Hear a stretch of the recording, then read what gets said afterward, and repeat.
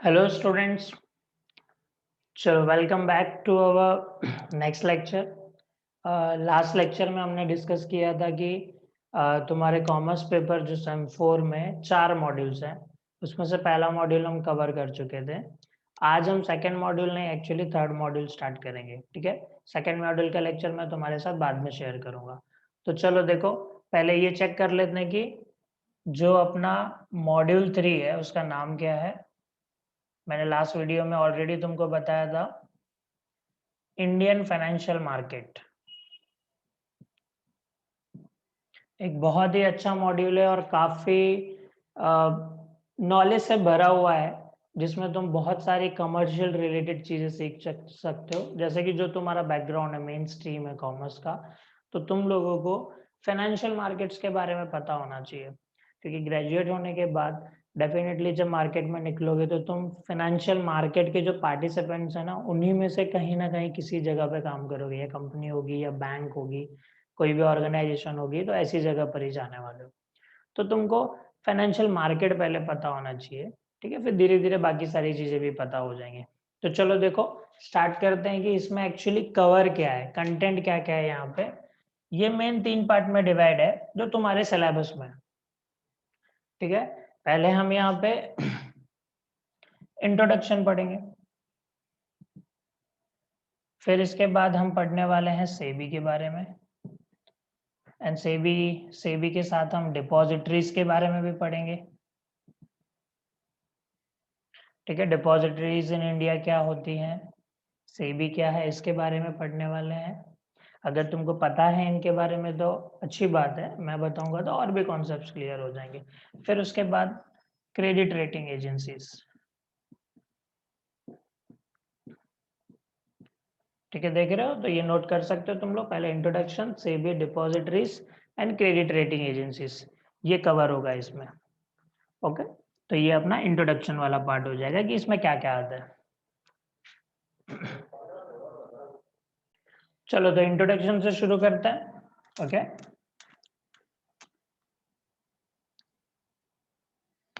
सबसे पहले जो अपना ये टर्म है तुमने सुना, फाइनेंशियल मार्केट, ये होता क्या है? तुम लोगों ने बहुत सारे मार्केट ऑलरेडी सुने होंगे, लाइक देखो, फिश मार्केट, मच्छी मार्केट होता है, या कोई भी कपड़ा मार्केट हो गया, या फिर देखो मंगल बाजार वगैरह, बुद्ध बाजार, संडे बाजार, ये सब लगते हैं, ठीक है? तो इनमें अलग-अलग चीज़ें बिकती हैं। वैसे ही ये वो मार्केट होता है जहाँ पे फाइनेंशियल इंस्ट्रूमेंट्स बिकते हैं, जिनको तुम अगर बेचोगे तो तुमको पैसे मिलेंगे। मतलब बड़ी-बड़ी कंपनीज़ होती हैं, बैंक्स होते हैं, उनको अगर पैसे चाहिए, तो वो नीड फुलफिल होती है। तो फाइनेंशियल मार्केट में ये देखो 2 लोग रहेंगे, ये रहा अपना मार्केट, लेट्स से, ठीक है?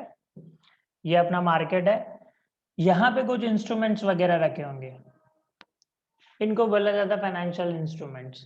इनको बेचेंगे, जैसे कि इसने ये रखे, ठीक है? ये इनको सेल करेगा, इसको सेल करेगा, सामने वाला जब कुछ खरीदेगा तो वो उसको पैसे देगा। देखो पैसे देता है। तो जैसे फिश मार्केट में फिश रखी हुई है बेचने के लिए, तुम फिश खरीदोगे, सामने वाले के पास पैसे चले जाएँगे, ओके? तुमको प्रोडक्ट मिल जाएगा। वैसे यहाँ पे तुमको अलग-अलग इंस्ट्रूमेंट्स मिल जाएँगे और रिटर्न में ये बंदे को पैसा मिल जाएगा। तो ये एक कंपनी है, पकड़ लो। इस कंपनी ने अपने शेयर्स रखे हुए हैं, अपने डिबेंचर्स रखे हुए हैं, बॉन्ड्स रखे हुए हैं। तो देखो इन सब का नाम है, मतलब ये वो मार्केट है जहाँ पे हम शेयर, डिबेंचर, बॉन्ड्स और भी अलग-अलग टाइप के सर्टिफिकेट्स, ये सब रखते हैं सेल करने के लिए, कि वो लोग जिनके पास बहुत सारा सरप्लस फंड पड़ा है, मैं बोल सकता हूँ इन्वेस्टर्स, ये वो क्राउड है जिनके पास बहुत सारा पैसा पड़ा है, ये कहीं न कहीं इन्वेस्ट करना चाहते हैं। तो देखो ऐसे लोग आते हैं, कंपनीज़ एंड ऑर्गेनाइज़ेशंस आती हैं, इनको पैसे की ज़रूरत है, इनके पास बहुत सारा पैसा है, इनको पैसा इन्वेस्ट करना है। तो ऐसे में क्या हो जाता है, ये अपने सर्टिफ़िकेट्स और इंस्ट्रूमेंट्स उनके सामने रखते हैं कि वो खरीदेंगे। अभी ये लोग इसको खरीदेंगे, तो ये देखो सर्टिफ़िकेट्स इनके पास चले जाएँगे और यहाँ पे पैसा आ जाएगा सीधा बोरोवर के पास। तो नॉर्मली 2 पार्टी होते हैं, अगर ये कॉन्सेप्ट अभी नहीं समझा होगा, थोड़ा वीडियो रिवाइंड करके तुम देख सकते हो, 100% समझ जाएगा। देखो, ये इन्वेस्टर होता है और इसको बोलते हैं बोरोअर। तो दो ही पार्टिसिपेंट होते हैं फाइनेंशियल मार्केट में, और ये जो पूरा स्ट्रक्चर है ये फाइनेंशियल मार्केट है। ये देखो,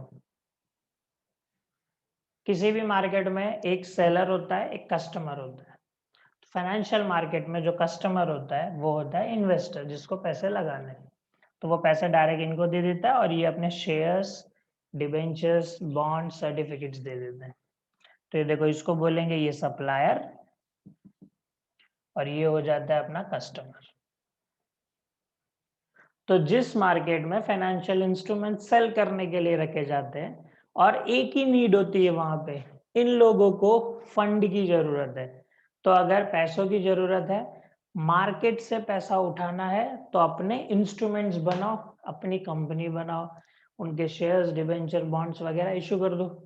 ठीक है, इस मार्केट में ले जाके रख दो, कोई ना कोई आके खरीदेगा, तुमको पैसे मिल जाएंगे, और वो इन्वेस्ट कर चुका होगा तब तक, उसको बस अपने पैसों पे रिटर्न चाहिए। सिंपल सी चीज है। ठीक है, तो देखो ये फाइनेंशियल मार्केट है। अगर कॉन्सेप्ट समझा तो बचे हुए आगे जो भी कुछ आएगा तुमको ऐसे ही कॉन्सेप्ट समझना है कि yes, investor borrower, investor borrower. Okay, तो चलो ये नोट कर लो। अब आगे बढ़ते हैं कि फाइनेंशियल मार्केट जो है वो मेन है क्या।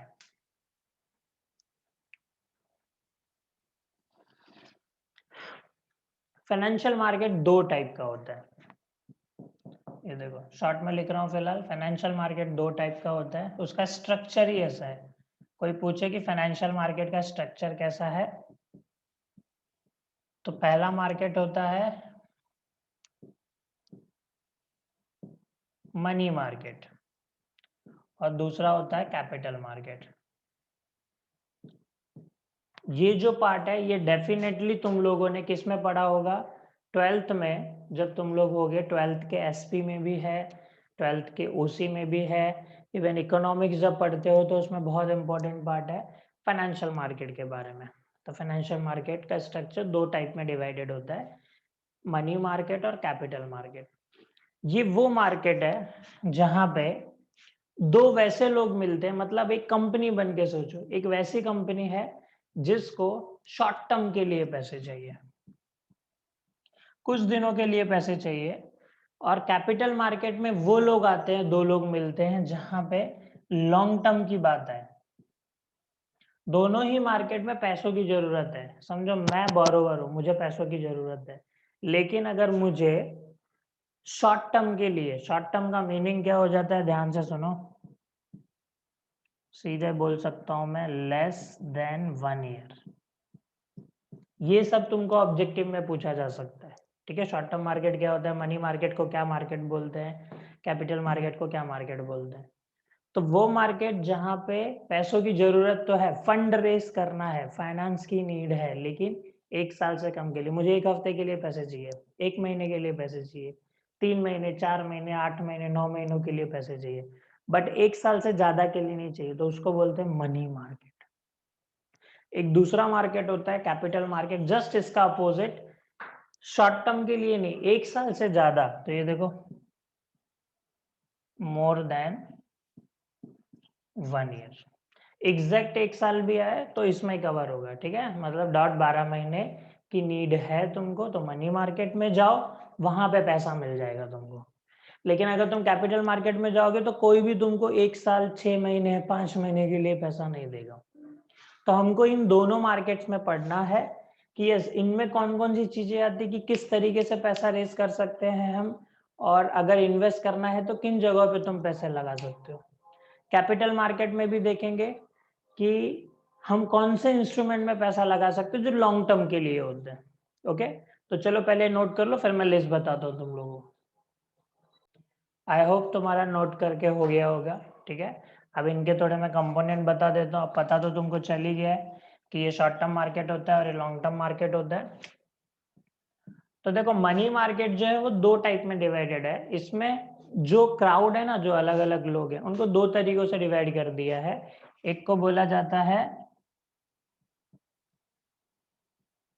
अनऑर्गेनाइज्ड, और एक को बोला जाता है ऑर्गेनाइज्ड। देखो एक्चुअली नाम में तुमको समझ रहा है अनऑर्गेनाइज्ड और ऑर्गेनाइज्ड में क्या फर्क हो सकता है।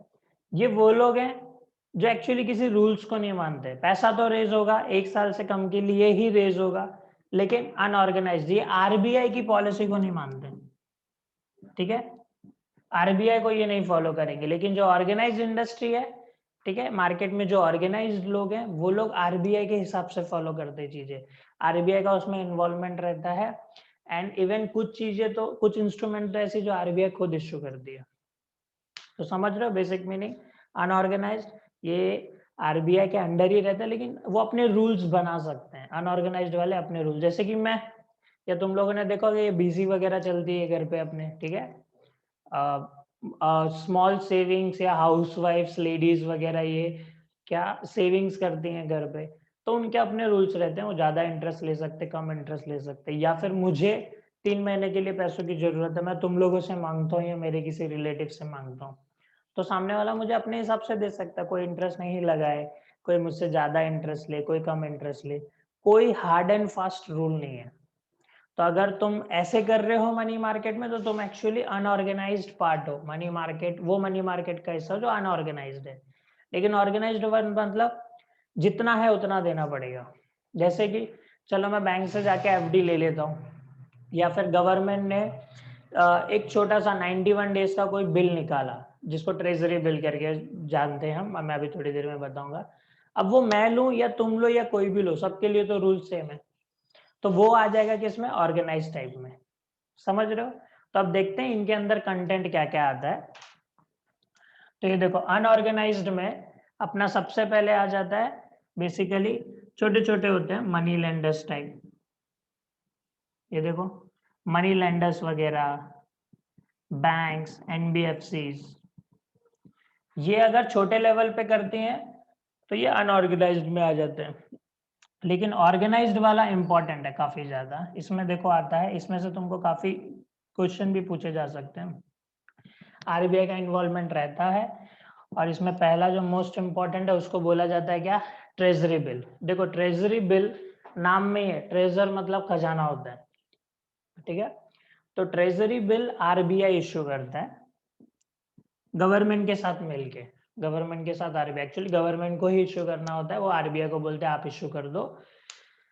लेकिन इस पे एक फिक्स है, सिक्योर्ड रहता है काफी, पैसे डूबने के तो बिल्कुल चांसेस नहीं रहते क्योंकि गवर्नमेंट का इन्वॉल्व है, बट ये बहुत शॉर्ट टर्म के लिए होता है। टाइम पीरियड याद रखो इसका।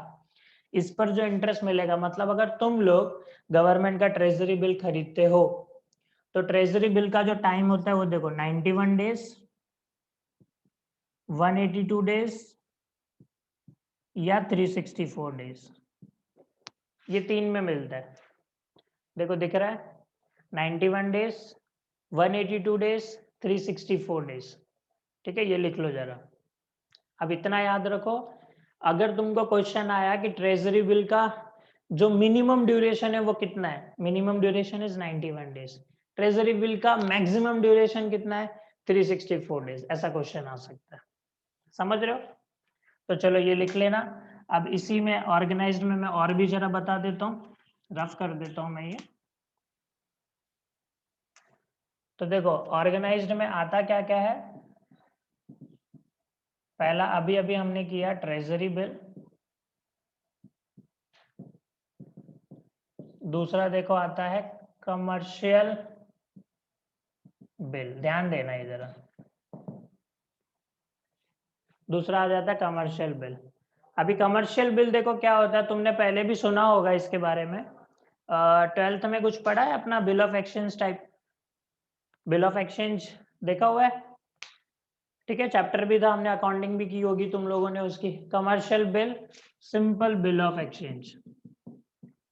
तो जब भी तुम किसी से फ्री में देखो, जब भी तुम किसी से गुड्स परचेस करो नॉर्मल बिजनेस में, तुम पैसा नहीं दे पाओ, तो सामने वाला गारंटी के तौर पे तुमसे बिल साइन करवा के लेता है। ओके, अभी समझो मैंने तुमको कुछ बेचा, तुम पैसे नहीं दे पा रहे हो, तुम बोल रहे हो 3-4 महीने के बाद मैं पैसे दूंगा। तो अभी मैं 3-4 महीने क्या करूंगा बैठ के, अगर 50,000 का भी तुम्हारे मेरे बीच में ट्रांजेक्शन हुआ रहेगा, तो मैं एक बिल साइन करके तुमको दे दूंगा।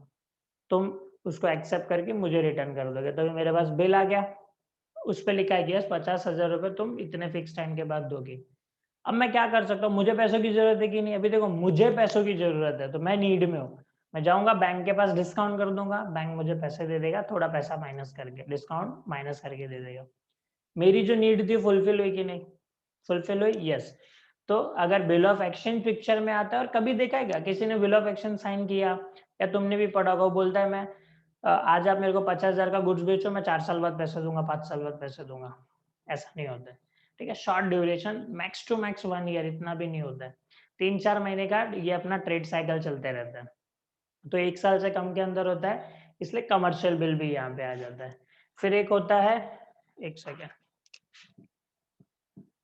इंपॉर्टेंट है, ध्यान से सुनना, कमर्शियल पेपर। कमर्शियल पेपर देखो क्या हो जाता है, ये अपना एक बैंक है। नॉर्मली बैंक बैंक तो बहुत ही कम आती है, मैं इसमें कंपनी का नाम ले देता हूँ। ये कंपनी है, कंपनी को पैसों की जरूरत है, तो यहाँ पे बहुत सारी पब्लिक है, कंपनी इनको कमर्शियल पेपर इश्यू करेगी, ठीक है। Commercial paper is just like a certificate होता है, लेकिन ध्यान दो, ड्यूरेशन इसका भी 1 ईयर से लेस होता है, ठीक है, 1 ईयर से लेस। मैक्सिमम और मिनिमम भी तुमको अभी बताऊंगा, लेकिन एक चीज ध्यान दो, इसका जो वैल्यू रहता है ना, मतलब जैसे किसी बिस्किट पे हमारे पे लिखा रहता है, अपने नोट पर भी एक वैल्यू लिखा रहता है, वैसे इस पर भी वैल्यू लिखा रहेगा कि ये सर्टिफिकेट है कितने वैल्यू का। ये हमेशा मिनिमम 5 लाख, मिनिमम 5 लाख का होता है। मतलब ऐसा समझो 5 लाख रुपए का एक नोट होता है, तो अगर तुम एक कमर्शियल पेपर परचेस करोगे तो 5 लाख रुपए का करना पड़ेगा। तो ये ऐसा होता है, सस्ते में दिया जाता है थोड़ा। अगर तुमको ये खरीदना है 5 लाख रुपए का, तो ये समझो 4,75,000 ही रुपीज देगा, और जब टाइम पीरियड पूरा हो जाएगा, रिटर्न करने की चीज आएगी, तो कंपनी उसको 5 लाख रुपए देगी। सस्ते में डिस्काउंट पे खरीदा जाता है, ये देखो डिस्काउंट पे, मतलब 5 लाख की चीज ये 4,75,000 में खरीदेगा। फिर 2 महीने की बात हुई थी अगर, तो 2 महीने बाद कंपनी रिटर्न करेगी, तो कंपनी 5 लाख रुपए रिटर्न करेगी, तो तुमको प्रॉफिट हो गया 25,000 का। ये होता है कमर्शियल पेपर। तो याद रखो, कमर्शियल पेपर भी एक मनी मार्केट का पार्ट है, ओके। मनी मार्केट एमसीक्यू में आ सकता है, लेकिन वो कितने के मल्टीपल में? 5 लाख, 5 लाख, 5 लाख, 5 लाख के मल्टीपल में होता है। क्लियर है? देख लो अच्छे से, ये पिक्चर बना लो जरा, 5 लाख के मल्टीपल में होता है ये। अब मैं तुमको जरा उसका ड्यूरेशन बता दूं, ये 7 days to 1 ईयर, ये 7 days to 1 ईयर के टाइम स्पेन में चलता है। मतलब कोई कंपनी को 7 दिन के लिए भी पैसों की जरूरत है, तो वो कमर्शियल पेपर इश्यू कर सकती है, मतलब मार्केट में कमर्शियल पेपर लेके आएगी, मार्केट वाले खरीदेंगे, कंपनी को पैसा मिल जाएगा। नॉर्मली किस पे परचेस करते हैं? डिस्काउंट पे। इश्यू भी किस पे करते हैं? डिस्काउंट पे। एक और कॉन्सेप्ट होता है, ऑलमोस्ट कमर्शियल पेपर से रिलेटेड है, नाम देखो उसका क्या है, वो होता है certificate of deposit. Certificate of deposit same commercial paper की तरह, लेकिन यहाँ पे बैंक होता है, नॉर्मली बैंक आता है, ठीक है। और ये देखो, ये अपने इन्वेस्टर्स बैंक है, बैंक इश्यू करेगा ये सर्टिफिकेट ऑफ डिपॉजिट। इसकी खासियत क्या होती है? ये 1 लाख के मल्टीपल में होता है, मतलब वो सर्टिफिकेट 1 लाख रुपए का होता है। मतलब जब बैंक को 1 लाख, 2 लाख, 3 लाख, 4 लाख, 5 लाख ऐसे जरूरत होती है, तो 1 लाख के इशू करेंगे। 5 लाख की जब जरूरत है, तो क्या इशू किया जाता है? कमर्शियल पेपर इशू किया जाता है। समझ रहे हो? ये सब ऑर्गेनाइज इंडस्ट्री में आता है। सभी के लिए यहाँ पे चीजें क्या होती है? सेम होती है, सभी के लिए ऑलमोस्ट सेम पीरियड होता है। इसमें भी टाइम पीरियड वही है, दोनों में देखो ऑलमोस्ट सिस्टम सेम है, तो 7 days to 1 ईयर के बीच में ये सब चलता है। समझ रहे हो? 7 days to 1 ईयर। तो देखो मनी मार्केट में एक अनऑर्गेनाइज्ड, एक ऑर्गेनाइज्ड। अनऑर्गेनाइज्ड में तो कोई भी पार्टिसिपेंट हो सकता है, अगर वो अपने हिसाब से करना चाहे, लाइक अपने जैसा होता है, तो वो इतना ज्यादा इंपॉर्टेंट नहीं। बस यस, ऑर्गेनाइज्ड इंपॉर्टेंट है, इसके ऊपर तुमको एमसीक्यूज आ सकते हैं, ठीक है। तो चलो लिख लो जरा इसमें, इसके बारे में जो जो पॉइंट्स मैंने बताए। वीडियो थोड़ा रिवाइंड करके तुम लोग क्या कर सकते हो, नोट कर सकते हो। और एक होता है यहाँ पे देखो, एक लास्ट रहेगा फिफ्थ, कॉल मनी। सिंपल सा कॉल मनी। यहाँ पे ये देखो, एक बैंक है, ये दूसरा बैंक है। एक्चुअली दो बैंक के बीच में ट्रांजेक्शन होता है। ये देखो, कभी भी किसी बैंक को जब पैसों की जरूरत होती है और नॉर्मली ओवरनाइट एक एक दिन के लिए भी अगर पैसों की जरूरत है तो वो कॉल मनी के लिए जाते हैं। एक बैंक दूसरे पैसे से पैसे मांग लेगा, एक बैंक दूसरे बैंक से पैसे मांग लेगा कि मुझे एक दिन के लिए समझो 50 लाख रुपए की जरूरत है। तो अभी खुद बताओ, एक दिन के लिए तुम पैसा रेस कर रहे हो, कॉल कैपिटल मार्केट में आएगा कि मनी मार्केट में?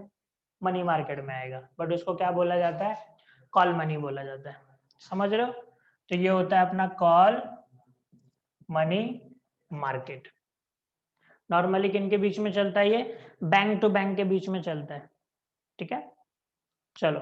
तो देखो, समझ रहे हैं ये कौन से यार में आए थे? ऑर्गेनाइज सेक्टर में आए थे। क्लियर है?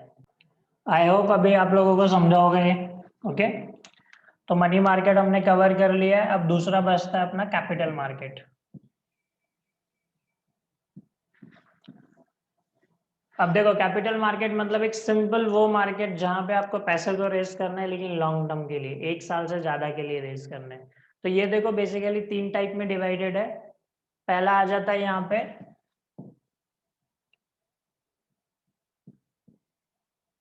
Corporate securities market. ये देखो, कॉर्पोरेट सिक्योरिटीज मार्केट। दूसरा यहाँ पे मैं बोल सकता हूँ फिलहाल गवर्नमेंट सिक्योरिटीज मार्केट। मतलब गवर्नमेंट भी जब लॉन्ग टर्म के लिए पैसे रेस करना चाहे तो वो भी इसमें आ जाता है। और लॉन्ग टर्म के लिए तुमको पैसे चाहिए तो लॉन्ग टर्म मनी मार्केट। ठीक है, लॉन्ग टर्म मनी मार्केट इसमें आ जाता है। तो बेसिकली जो अपना कैपिटल मार्केट ये 3 टाइप में है, लेकिन जब कॉर्पोरेट की बात करेंगे, कॉर्पोरेट सिक्योरिटीज मार्केट, तो ये देखो, ये 2 टाइप में है। इस पे क्वेश्चन तुमको एग्जाम में आते हैं। एक होता है प्राइमरी मार्केट, एक होता है अपना सेकेंडरी मार्केट। कभी भी कोई कंपनी जब पैसा रेस करना चाहे एक साल से ज्यादा टाइम के लिए, कोई भी कंपनी जिसको राइट है मार्केट से पैसा उठाने का, तो वो कॉर्पोरेट सिक्योरिटीज मार्केट में आए। Corporate means company. उसमें प्राइमरी और सेकेंडरी है। प्राइमरी में एक ही चीज आ जाती है जो तुमको पता होना चाहिए, IPO. IPO stands for initial public offering, offer भी बोल सकते हो तुम। जब भी कोई कंपनी मार्केट से पहली बार पैसा रेस करना चाहती है, समझो मैं मेरी कंपनी बनाता हूँ और मैं मेरे शेयर्स मार्केट में बेचना चाहता हूँ, मैं मेरे डिबेंचर्स मार्केट में बेचना चाहता हूँ, और वो मेरा फर्स्ट टाइम है, तो इनिशियल पब्लिक, पहली बार पब्लिक को हम ऑफर कर रहे हैं। तो इस केस में क्या होता है, पब्लिक मुझसे डायरेक्ट परचेस कर सकती है। तो याद रखो, आईपीओ में कंपनी से डायरेक्ट परचेस किया जाता है और कंपनी वो प्रोसेस में होती है। एक्चुअली इसके बाद कंपनी लिस्ट हो जाएगी किसी भी रिकॉग्नाइज्ड स्टॉक एक्सचेंज पे, वो अपने आप को लिस्ट कर देती है। अब पहली बार जब मैंने अपने शेयर्स इश्यू किए तो वो आईपीओ के नाम से पहचाना जाता है। लेकिन अब आईपीओ का एक टाइम होता है, जैसे 1 हफ्ते का टाइम या 15 दिन का टाइम है, उतने देर तक आईपीओ ओपन रहता है, मतलब तुम मुझसे डायरेक्ट खरीद सकते हो। तो जब तुम डायरेक्ट मुझसे खरीदते हो थ्रू आईपीओ, तो प्राइमरी मार्केट है, और यहाँ पे सारे के सारे शेयर्स और सब कुछ फ्रेश होते हैं। मतलब तुम जो भी खरीदोगे पहली बार खरीदोगे और फ्रेश न्यू न्यू खरीदोगे। लेकिन देखो, शेयर्स वगैरह कोई अपनी चीज तो है नहीं कि वो जूनी हो जाए, ठीक है, डस्ट लग जाए, खराब हो जाए, ऐसा कुछ नहीं होता है। लेकिन अगर तुम आईपीओ में नहीं खरीद पाते, फिर भी तो तुम शेयर्स खरीद सकते हो बाहर, शेयर मार्केट से, स्टॉक एक्सचेंज से शेयर्स खरीद सकते हो। तो जब भी तुम आईपीओ से शेयर नहीं खरीदते हो, लेकिन बाहर शेयर मार्केट में मेरे शेयर्स लिस्टेड है, तुम शेयर मार्केट से जाके मेरे शेयर खरीदते हो, तो बोला जाता है तुमने कौन से मार्केट से खरीदा? सेकेंडरी मार्केट से खरीदा। समझ रहे हो बेसिक डिफरेंस यहाँ पे? कॉर्पोरेट सिक्योरिटी मार्केट में दो मार्केट होते हैं, प्राइमरी सेकेंडरी। प्राइमरी मतलब you go for IPO, secondary market मतलब यही वाले शेयर मार्केट से खरीदते हो। मार्केट में कोई तुम्हारा स्टॉक एक्सचेंज रहेगा, उस स्टॉक एक्सचेंज से तुम लोग खरीदते बेचते हो, ठीक है। मैं वहां पे इन्वॉल्व नहीं रहूंगा, यस मेरे शेयर्स बिक रहे, मतलब तुम मार्केट में कहीं पर भी मेरा प्रोडक्ट खरीद लो, यहाँ पे तुम मुझसे डायरेक्ट खरीद सकते हो। क्लियर है चीजें? ठीक है, तो ये आ जाता है कॉर्पोरेट सिक्योरिटीज मार्केट में। द नेक्स्ट कॉन्सेप्ट इज अपना गवर्नमेंट सिक्योरिटीज मार्केट। ध्यान दोगे? गवर्नमेंट सिक्योरिटीज मार्केट जो होता है उसको एक और नाम है गिल्ट एज मार्केट बोलते हैं। गिल्ट एज याद रखो, ओके। तो जो गिल्ट एज मार्केट होता है वहां पे एक्चुअली सिर्फ गवर्नमेंट की चीजें बिकती है, जैसे गवर्नमेंट के बॉन्ड हो गए वगैरह। तो ये देखो गिल्ट एज मार्केट, ये नाम बस याद रखो। गिल्ट एज मार्केट मतलब उसमें गवर्नमेंट ही बैठी है। तुम कोई भी इंस्ट्रूमेंट खरीदना चाहते हो गवर्नमेंट की चीज मिलेगी। गवर्नमेंट अलग अलग बैंक्स के साथ टाइप्स वगैरह भी कर लेती है, या फिर बैंक्स वगैरह भी गवर्नमेंट की कुछ चीजें अपनी सिक्योरिटीज के लिए करते हैं कि उनके पैसे भी जरा सेफ रहे। तो जहां पे गवर्नमेंट अपने बॉन्ड्स वगैरह या सर्टिफिकेट्स वगैरह कुछ बेच रही है तो उस मार्केट को ही गिल्टेज मार्केट बोलते हैं। इसको गिल्टेज मार्केट क्यों बोलते हैं ये याद रखो जरा, एक बहुत ही अच्छा नाम है इसको। गिल्टेज का मतलब ही हो जाता है, इसका मीनिंग ऑब्जेक्टिव में आ सकता है तुमको, ऑफ बेस्ट क्वालिटी। मतलब गिल्टेज मार्केट से तुम कुछ भी खरीदो तो बेस्ट क्वालिटी का मिलता है। वैसे भी गवर्नमेंट की चीजों में पैसा लगा रहे हो, तुमको ऑलरेडी कॉन्फिडेंस रहता है कि ये पैसा डूबेगा नहीं, ठीक है।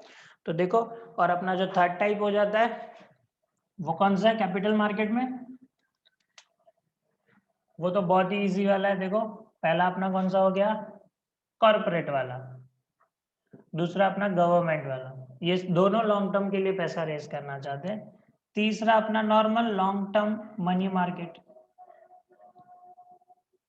यहाँ पे कंपनीज, यहाँ पे गवर्नमेंट, यहाँ पे अदर देन कंपनीज भी कोई भी लॉन्ग टर्म के लिए, जैसे कि चलो बैंक्स, बैंक्स है, बैंक को 4 साल के लिए पैसों की जरूरत है, तो बैंक अपना एफडी इश्यू करना चाहता है।